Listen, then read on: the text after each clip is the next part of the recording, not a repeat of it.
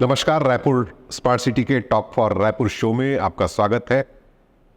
रायपुर उन शहरों में जाना जाता है जो बहुत तेजी से डेवलप हो रहा है। रायपुर की गिनती उन शहरों में होती है जो देश के 7 सबसे साफ सुथरे और रहने योग्य शहरों में रायपुर की गिनती होती है। रायपुर उम्मीदों का शहर है। रायपुर पूरे देश को ऐसे कई मौके रहे हैं जिसमें मार्गदर्शक की भूमिका में, एक पायनियर की भूमिका में अपनी एक खास पहचान रखा। इस शहर को नया रूप देने में, नया कलेवर देने में ऐसी कई हस्तियां लगातार अपनी मेहनत करती हैं, अपना साथ देती हैं। आज के इस टॉक फॉर रायपुर शो में ऐसे ही एक खास मेहमान से मैं आज आपकी मुलाकात करा रहा हूं। मनीष पिल्लीवार जी, जो पेशे से आर्किटेक्ट हैं, इंजीनियर हैं, टाउन प्लानर हैं और इस शहर के हर गतिविधियों में खुद को शामिल करते हुए शहर को, रायपुर को एक नई ऊंचाई देने की कोशिश करते हैं। मनीष जी, आपका स्वागत है रायपुर के इस टॉक फॉर रायपुर शो में। नमस्कार, धन्यवाद। इस पूरी यात्रा को यदि मैं देखूं, जी, जिस पे आपकी यात्रा भी शामिल है, इंफ्रास्ट्रक्चर डेवलपमेंट की यात्रा है, इस रायपुर शहर को आगे ले जाने की यात्रा है, कैसा देखते हैं एक पुराने शहर से एक महानगर के तौर पर बढ़ते शहर के रूप में? रायपुर न केवल एक पुराना शहर है पर मेरे लिए ये मेरी जन्मभूमि है। मेरा जन्म यहीं हुआ है और पिछले 50 सालों से रायपुर को देख रहा हूँ। ये वो रायपुर है जो महाराजा राय सिंह जी ने बसाया था। करीबन मुझे लगता है 300 वर्ष पुराना शहर है और ये शहर धीरे धीरे बहुत अच्छे रूप में लोगों को पसंद आया। लोग इसमें आते चले गए और इसमें इसका विकास की यात्रा हमने देखी है, बहुत करीब से देखी है। पहले इसे एक बच्चे के रूप में हमने देखा रायपुर कैसा है। रायपुर शहर हम जब याद करते हैं तो एक तालाबों के शहर के रूप में हमें याद आता है। जो पहली पहचान रायपुर की, रायपुर सिटी ऑफ लेक कहा जाता था। बहुत तालाब थे यहाँ और जो रायपुर की बैकबोन थी, ग्रेट ईस्टर्न रोड, उस समय के मुंबई हावड़ा जो रोड है, कोलकाता मुंबई रोड, वो रोड एकमात्र रोड थी जिसके अलॉन्ग रायपुर था। और 2-3 ऐसे मुख्य क्षेत्र थे जहाँ पे रायपुर की जनता बस्ती थी, जिसमें पुरानी बस्ती, बूढ़ापारा, सदर बाज़ार, तात्यापारा। तो बहुत ही सीमित और सिकुड़ा हुआ लेकिन आपस में जुड़ा हुआ, हर एक कोने एक दूसरे से जुड़े हुए थे। तो इस तरह से इसकी यात्रा हुई। फिर आगे धीरे धीरे इसमें परिवर्तन आया। रायपुर में एक औद्योगिकरण की तरफ रायपुर बढ़ा तो यहाँ संभावनाएं बढ़ी, लोग आए और इसी तरीके से फिर इंफ्रास्ट्रक्चर धीरे धीरे डेवलप हुआ। बढ़ते बढ़ते हमने फिर देखा कि रायपुर सन 2000 में रायपुर को राजधानी बनने का अवसर मिला। तो फिर मध्य प्रदेश से अलग होने के बाद जब छत्तीसगढ़ बना तो रायपुर के लिए संभावनाएं असीमित हो गई और यहाँ फंड की बहुत व्यवस्था हुई और उसके बाद रायपुर ने एक बृहत रूप लेना शुरू किया। उसके बाद मैं कहूँगा कि एक कस्बे से जो शहर का जो परिवर्तन आया वो राजधानी बनने के बाद बहुत ज़्यादा देखने को मिला। सारे प्रदेश के हर कोने से और देश के भी लोगों की नज़र रायपुर पे गई। रायपुर की तरफ रायपुर ने अपना ध्यान खींचा और रायपुर में जैसा हम जानते हैं एयरपोर्ट तो बहुत पहले से था और रायपुर जाना जाता है जी 5 वो शहर जिनमें सबसे पहले दूरदर्शन आया था 1971 में। उसमें रायपुर भी एक था, रायपुर, मुजफ्फरपुर, जयपुर, उसमें से रायपुर था। ये हमारे लिए उस समय आकर्षण और गर्व की बात होती। तो फिर रायपुर इसमें गति से बढ़ता गया, धीरे धीरे विकास हुआ सभी दिशाओं में। नॉर्थ में हम कह लें तो इंडस्ट्रियल एरिया आया और साउथ में और ईस्ट में बहुत अच्छा विकास हुआ। और रायपुर के साथ ये सौभाग्य रहा कि 2-3 मुख्य नेशनल हाईवे यहाँ से गुजरे। रायपुर कोलकाता मुंबई हाईवे तो है ही, जगदलपुर विशाखापट्टनम हाईवे है। तो इसके कारण रायपुर की प्रगति बहुत हुई। और उसके बाद फिर बाद में हमने देखा कि जब स्मार्ट सिटी प्रोजेक्ट आया उसके बाद तो फिर रायपुर के इंफ्रास्ट्रक्चर को 4 चांद लग गए और बहुत सी ऐसी चीज़ें जिसने स्मार्ट सिटी की सारी गतिविधियों ने इसे महानगर की कतार में खड़ा कर दिया। मैं कहूँगा अगर हम प्रोजेक्ट्स देखें जिसको हम बड़े शहरों में देखते थे, मल्टी लेवल पार्किंग है, नालंदा परिसर है, बूढ़ा तालाब है, इस तरह के जो प्रोजेक्ट्स जब यहाँ आए तो रायपुर ने एक अपनी अलग पहचान बनाई, एक अपनी छाप छोड़ी, और अभी मुझे लगता है सबसे ज़्यादा प्रॉमिसिंग शहर के रूप में जाना जाता है Tier 2 सिटी में। तो ये मेरा रायपुर है, ये मेरा अपना रायपुर है। तालाबों के शहर के रूप में रायपुर की पहचान रही है, और हर व्यक्ति, खासकर यदि मैं छोटे कस्बे की बात करूं तो वो चाहे गांव देहात में हो या शहरों में, चाहे निस्तार के लिए हो, चाहे वो आमोद प्रमोद के लिए हो, एक क्वालिटी टाइम स्पेंड करने के लिए तालाबों की बड़ी भूमिका रही है। रायपुर की डेवलपमेंट के लिए आप एक बतौर टाउन प्लानर एक्सपर्ट भी आप एडवाइस करते हैं, किस तरह की प्लानिंग जो होनी चाहिए जिसपे आम लोगों का भी जुड़ाव हो और शहर तेजी से आगे बढ़े? देखिए, एज अ टाउन प्लानर हम लोग ये देखते हैं कि विकास जो है, विकास की अवधारणा क्या है, विकास का अर्थ क्या है। विकास का अर्थ है कि सभी को समान अवसर मिले, सामाजिक रूप से, आर्थिक रूप से और भौतिक रूप से। तो जो हमारा इंफ्रास्ट्रक्चर हो या जो भी हमारी अधोसंरचना हो, उसकी प्लानिंग ऐसी हो, उसका इम्प्लीमेंटेशन, एग्जीक्यूशन, क्रियान्वयन इस तरीके से हो कि अधिक से अधिक लोगों को उसका लाभ पहुँचे। और हम कह सकते हैं कि एक सबसे बड़ी ज़रूरत होती है हर आदमी को कहीं ना कहीं से जाना होता है। उसका ओरिजिन होता है, उसका डेस्टिनेशन होता है। चाहे अगर आदमी है तो जो काम करने वाले अपने कार्यालय या अपने बिजनेस के लिए जाते हैं, बच्चे स्कूल के लिए जाते हैं, महिलाएं बाज़ार जाती हैं, और जो लोग हैं, कुछ लोग गवर्नमेंट ऑफिसेज़ के लिए जाते हैं, लोग अस्पताल जाते हैं, मनोरंजन के लिए जाते हैं। तो ये जब जाते हैं, हम जब कहते हैं, तो सबसे बड़ी भूमिका होती है ले जाने वाली, जो होती है जीवन रेखा, वो रोड होती है, सड़कें। तो सबसे बड़ा महत्वपूर्ण है सड़कें। और सड़कें शहर की पहचान बनाती हैं। हम किसी भी शहर में कभी जाते हैं तो हम सड़कों से गुजरते हैं और उस शहर के बारे में अपनी एक अवधारणा बनाते हैं, एक राय बनाते हैं। तो बहुत ही अच्छा सड़कों का विकास हुआ है, और हम कह सकते हैं कि कुछ चमत्कारिक रूप से कुछ ऐसी सड़कों, ऐसी योजनाओं पे कार्य हुआ है। जैसे हम उदाहरण के तौर पे लें, अगर कैनाल रोड की बात करें, एक्सप्रेसवे की बात करें, तो इन्होंने बहुत सारी चीज़ों को बदल दिया है।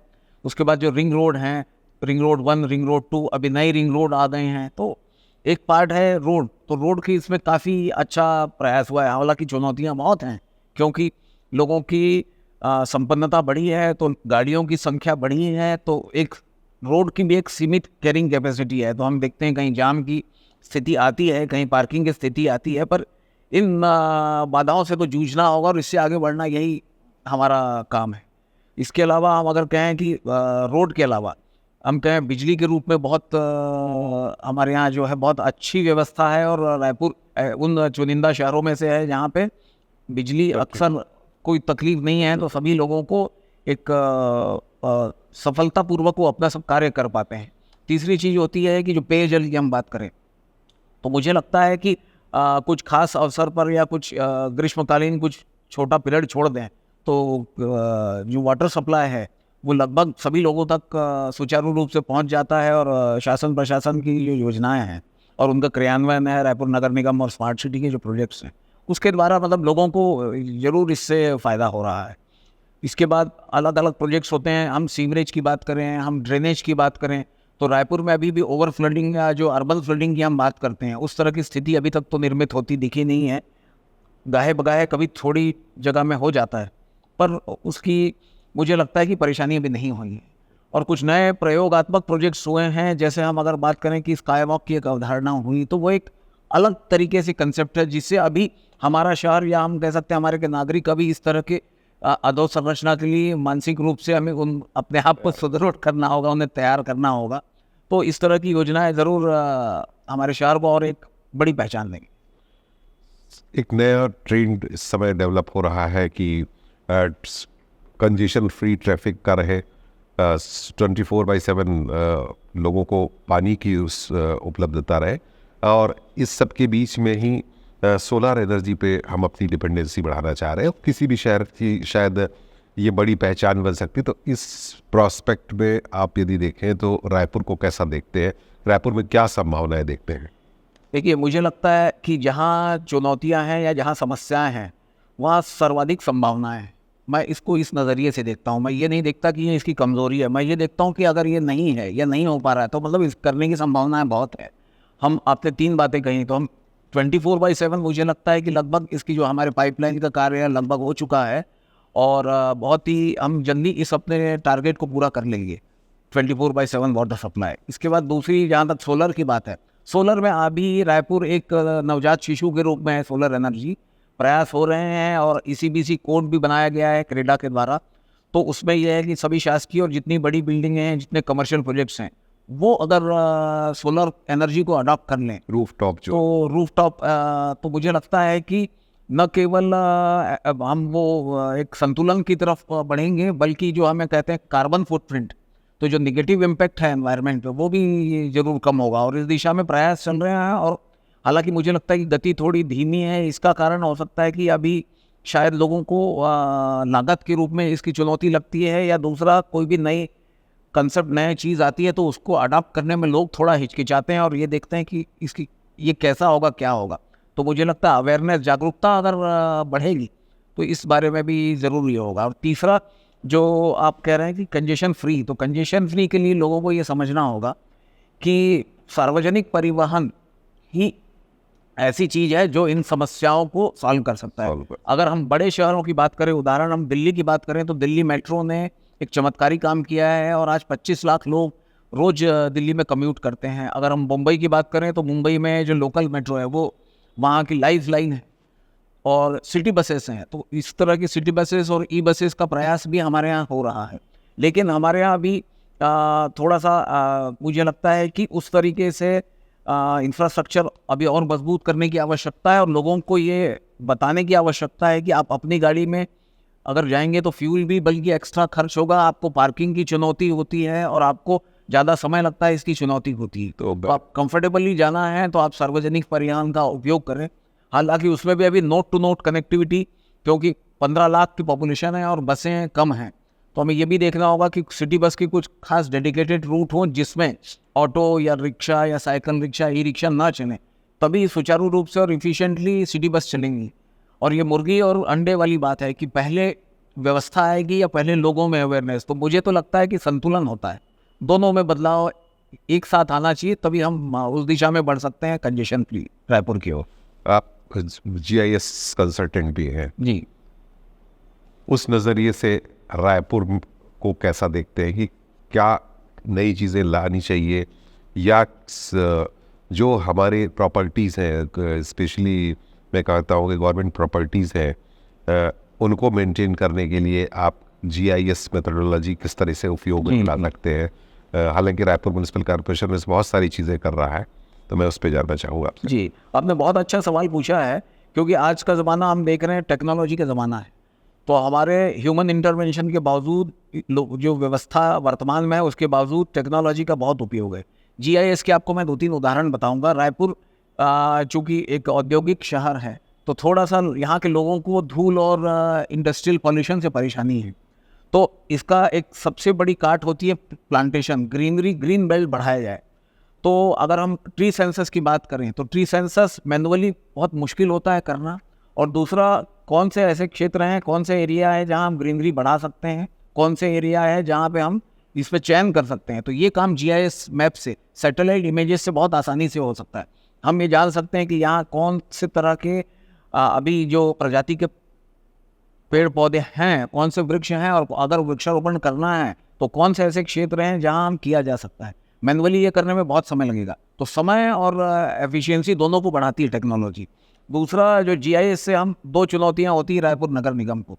एक होता है, या हम कह सकते हैं प्रशासन को, कि जो सरकारी ज़मीनों में कब्जे की बात हम काफ़ी सुनते हैं, चूँकि इसका जो लैंड रजिस्टर है वो अभी लिखित रूप में चलता है, लेकिन अगर हम इसकी सैटेलाइट मैपिंग कर लें तो, और सैटेलाइट से हम देख सकते हैं कि रियल टाइम मॉनिटरिंग हो सकती है कि वो हमारी ज़मीनें खाली हैं या उस पर कब्जा हो रहा है। तो जैसे ही कब्जा हो रहा है तो जो ग्राउंड टीम है, ग्राउंड फोर्स को तुरंत बताया जा सकता है और उस पर एक्शन लेके रोक सकते हैं। क्योंकि अगर समय गुजरता है तो फिर इसमें कोर्ट और इस तरीके से लिटिगेशन होता है, कॉम्प्लिकेशंस होते हैं, तो फिर सरकार को अपनी ही प्रॉपर्टीज़ को वापस लेना बड़ा मुश्किल होता है और वो उपयोग नहीं कर पाते और मालूम ही नहीं होता कि हम किस एरिया में कहाँ बनाना है। कभी कोई योजना आती है तो हमें ढूंढना पड़ता है, तो वो स्पाशियल डेटाबेस जिसे हम कहते हैं, तो एक मैप में दिख जाएगा कि नॉर्थ में कहाँ है, साउथ में कहाँ है, जोन वाइज कहाँ है, जैसा हम चाहें वैसा डेटा कर सकते हैं। तीसरा जो महत्वपूर्ण बात आती है कि अवैध कब्जे की, अवैध प्लॉटिंग की, तो इसको भी मैनुअली या लोगों के भरोसे ढूंढना या करना बहुत ही मुश्किल होता है। तो अगेन इसमें भी सैटेलाइट इमेज, मास्टर प्लान लेके सैटेलाइट इमेज अगर हम उस पर सुपर इम्पोज करें तो हमें पता चल जाएगा कि ये एरिया ग्रीन एरिया है, ये एग्रीकल्चर एरिया है और यहाँ कुछ मकान दिख रहे हैं, इसका मतलब है कि यहाँ कोई काम हो रहा है। तो तुरंत वो टेक्नोलॉजी आपको ये बता देगी कि चिन्हित कर सकते हैं और फिर ग्राउंड फोर्स जाके उनको रोक सकती है। तो इसका उपयोग लार्ज डेटाबेस बनाना है और plus ultimately decision support system. सरकार निर्णय ले अपनी चीज़ों के लिए, क्योंकि ये शहर हम सबका है और सरकार उसकी कस्टोडियन है, तो सरकार को इन जीआईएस टेक्नोलॉजी का अधिक से अधिक उपयोग करना ही चाहिए। रायपुर बहुत गर्म रहता है, गर्म शहर के रूप में भी जाना जाता है। ठंड बहुत कम पड़ती है और आपके सब्जेक्ट, जिस सब्जेक्ट पे आप पीएचडी कर रहे हैं, उसका सब्जेक्ट भी मोर और लेस इससे ही रिलेटेड है, हीट आइलैंड जी। तो मैं जानना चाहूँगा कि ये रायपुर से प्रभावित होकर आपने टॉपिक सेलेक्ट किया है या आपको लगा कि नहीं रायपुर के लिए कुछ किया जा सकता है, वहाँ के रिसर्च और जो इनोवेटिव आइडियाज़ जो आपको मिलेंगे उससे? जी, आपने सही कहा कि रायपुर में अगर हमें कोई पूछता है मौसम कितने हैं तो हम कहते हैं 2 मौसम हैं, गर्म और बहुत गर्म। तो जब हम रिसर्च करते हैं तो रिसर्च में हम ये नहीं देखते कि वो सिर्फ रायपुर शहर के लिए हो। हमारी स्टडी, हम चाहते हैं इसका जो उपयोग हो वो अधिक से अधिक लोगों तक पहुँचे, देश में, प्रदेश में और विश्व में। पर चूंकि रायपुर का रहने वाला हूँ तो रायपुर से जुड़ा हुआ है और ये मुझे लगा कि मेरा स्टडी एरिया रायपुर होना चाहिए। जैसे जैसे विकास हो रहा है, डेवलपमेंट हो रहा है, हम देख रहे हैं कि जिसे हम कह सकते हैं लैंड सरफेस टेम्परेचर बढ़ रहा है और कंक्रीटीकरण बढ़ रहा है, बिल्टअप स्पेसेस बढ़ रहे हैं और ओपननेस कम हो रही, ग्रीन स्पेसेस कम हो रहे हैं। तो नेचुरली एयर कंडीशनिंग का उपयोग भी ज़्यादा हो रहा है। उसके बाद जो बिल्डिंग मटेरियल है, आजकल हम देखते हैं कांच की बिल्डिंग का उपयोग बहुत हो रहा है और हम जो मिट्टी वाला एरिया है वो हम कम करते जा रहे हैं। हर जगह हम पाथवेज, पेवर्स और रोड्स बना रहे हैं। तो नेचुरली इसके कारण जो टेम्परेचर है शहरों का, हीट, वो बढ़ रही है और आप आश्चर्य करेंगे कि 3 से 4 डिग्री का फ़र्क होता है रायपुर से। इसी क्लाइमेटिक जोन में रायपुर से लगे हुए जो आसपास के गांव हैं, हम ये पाएंगे कि वहाँ की जो मिट्टी है, वहाँ की जो हरियाली है, वो हीट को एब्जॉर्ब करती है, लेकिन हमारे यहाँ जो सरफेसेस हैं वो सरफेसेस इसको रिफ्लेक्ट करती हैं। तो इस वजह से हीट बढ़ रही है। तो इनको एक नया नाम दिया गया है अर्बन हीट आइलैंड। हम जितनी ये सब कवायद हो रही है, एक यूएन हैबिटेट ने सस्टेनेबल डेवलपमेंट गोल बनाया है 17, तो उसमें गोल नंबर 11 जो है वो ये कहता है कि लोगों को इस शहर में रहना चाहिए जो रहने योग्य हो। और रहने योग्य का अर्थ कि एनवायरमेंटली फ्री हो, न कि केवल भौतिक रूप से सुंदर हो, न कि इकोनॉमिक रूप से सुंदर। लेकिन अगर वो पॉल्यूटेड शहर रहेगा, वो ऐसा शहर रहेगा जहाँ लोग रह नहीं पाएंगे कंफर्ट से, तो उसका कोई उपयोग नहीं।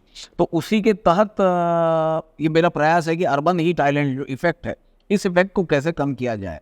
तो इसमें बेसिकली जो हॉटस्पॉट डिटेक्शन करेंगे, मतलब ऐसे कौन से शहर है गर्म है, हम कहते हैं ये तो एक जनरल बात है, लेकिन हमें ये देखना पड़ेगा कि कौन सा एरिया, कौन सा वार्ड, कौन सा मोहल्ला ज़्यादा गर्म है, कौन सा कम गर्म है। तो हमारे साथ एक पूरा चार्ट होगा, एक टेबल होगा, हम जान पाएंगे कि जैसे हम मरीज होता है, जो ज़्यादा बीमारी वाला मरीज है उसको पहले ठीक करेंगे, तो जो हॉटस्पॉट है उस पर पहले काम किया जाएगा। बिल्कुल। तो उसमें बहुत सारी उसकी चीज़ें हैं कि रायपुर में हम कैसे हीट के परसेंटेज को और टेम्परेचर को कम करें, उसके इफेक्ट को कम करें। तो वो अगर होगा तो सभी की बेहतरी के लिए होगा, और अगर यहाँ हम करने में सफल हुए तो ये इस तरह का रिसर्च हम सभी शहरों के लिए कर सकते हैं। और ये ओवरऑल अगर हम लोगों की ज़िंदगी में बदलाव ला पाए तो अप्लाइड रिसर्च का इससे बड़ा फ़ायदा क्या होगा। 90s में जब आपने इंजीनियरिंग की शुरुआत की अपने कॉलेज डेज में, तो अपने आर्किटेक्चरल परफॉर्मेंस से या स्किल ऐसा डेवलप करके क्या आपने भी कोई ऐसा कोई ड्रीम देखा था कि मेरा शहर ऐसा होना चाहिए? यकीनन उस समय तो इंटरनेट बहुत नहीं था, लेकिन फिर भी तस्वीरों में और हम बड़े सुंदर शहरों को देखते थे। खासकर हम विदेश की कल्पना, हम अगर सुंदर शहर कहें तो हमारे मन में विदेश की एक छवि बनती है। इसका कारण यह है कि वहाँ सभी चीज़ें बड़ी सुव्यवस्थित लगती है। वहाँ रोड, और सबसे पहला चीज़ होती है कि जो सफाई, सफाई एक ऐसा चीज़ होती है कि हमें लगता है कि शहर साफ़ है तो ये शहर अच्छा शहर है, तो पहला परसेप्शन सफाई से बनता है। दूसरा ये होता है कि अगर जो व्यवस्थित रोड हो, अच्छे रोड हो और फुटपाथ हो, हरियाली हो, तो हमें लगता है ये बड़ा ऑर्गेनाइज्ड है। तो ये इस तरह की कुछ चीज़ें दिमाग में आती थी। और फिर ऐसे कौन सी जगह है, कौन से अच्छे मनोरंजन के स्थान हो सकते हैं जहाँ लोग जाते हैं। हम जाते थे तो बहुत अच्छी जगह देखने को मिलती थी जहाँ हम समय बिता सकते हैं, चाहे वो वाटर बॉडीज हो, गार्डन हो, इस तरीके। तो एक हमेशा मन में ये रहता था कि किसी न किसी दिन हम भी इस ऐसे कुछ कार्यक्रम में, ऐसे प्रोग्राम, ऐसे मिशन में सहभागी हों जहाँ रायपुर को भी इस दिशा में कुछ आगे बढ़ाया जाए। और इस तरह की कुछ योजनाओं में अगर हमें भी अवसर मिलेगा तो हम अपने एजुकेशन से और अपने अनुभव से हम भी कुछ योगदान कर पाएंगे। इस तरह के जो पैरामीटर्स हैं, टेक्निकल पैरामीटर्स हैं, उसमें देश के ऐसा कौन सा शहर रहा है जो आपको सबसे ज़्यादा प्रभावित करता है कि ये अर्बन टेक्नोलॉजी के बेसिस पे रहने योग्य शहरों की बात हम करते हैं, उन शहरों में इसकी भूमिका बहुत अच्छी है? देखिए, मुझे दो शहर मतलब पर्टिकुलरली बहुत अच्छे लगते हैं। एक तो अहमदाबाद है और एक भुवनेश्वर है। ये काफ़ी हद तक मतलब इनने टेक्नोलॉजी के रूप में और जो जिसे हम अर्बन डिज़ाइन के रूप में कह सकते हैं, बहुत अच्छा करने का प्रयास किया है। और यहाँ के कुछ प्रोजेक्ट्स बहुत अच्छे हैं और ओवरऑल ये शहर काफ़ी सुव्यवस्थित लगते हैं। और हम कोशिश करते हैं, हमें लगता है कि हम अगर हम सिंगापुर ना बन पाए, दुबई ना बन पाए, तो कम से कम हम बेंगलोर और भुवनेश्वर की तर्ज पे भी डेवलप हो जाएंगे तो हमें बहुत अच्छा लगेगा। आज हमारी बात हो रही थी मनीष पिल्लीवार जी से। इंजीनियर हैं, आर्किटेक्ट हैं, इस शहर के रहने वाले हैं और इनकी बड़ी भूमिका रहती है शहर के टाउन प्लानिंग पे। टॉक फॉर रायपुर की इस शो में मनीष जी आप आए, आपका बहुत बहुत धन्यवाद। धन्यवाद। मैं आपका टॉक फॉर रायपुर टीम का, सभी का धन्यवाद देता हूं कि आपने मुझे यह अवसर दिया कि मैं आप लोगों के साथ अपनी कुछ बातें शेयर कर सकूं। Thank you. Thank you.